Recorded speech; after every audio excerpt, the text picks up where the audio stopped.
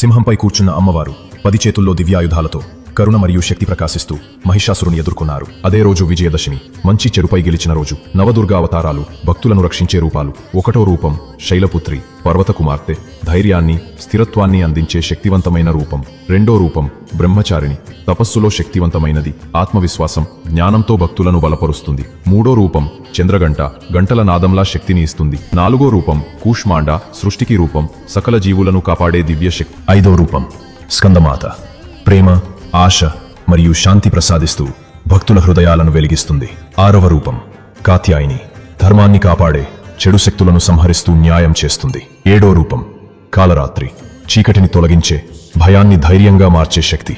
8వ రూపం మహాగౌరి, శుభ్రత, కరుణంతో నిండిన, మాయాజాలం, అంధకారాన్ని తొలగించే రూపం. 9వ రూపం సిద్ధిదాత్రి, వరప్రదాత, విజయం, సమస్త సమస్యల నుంచి రక్షణను అందించే పరిపూర్ణ రూపం.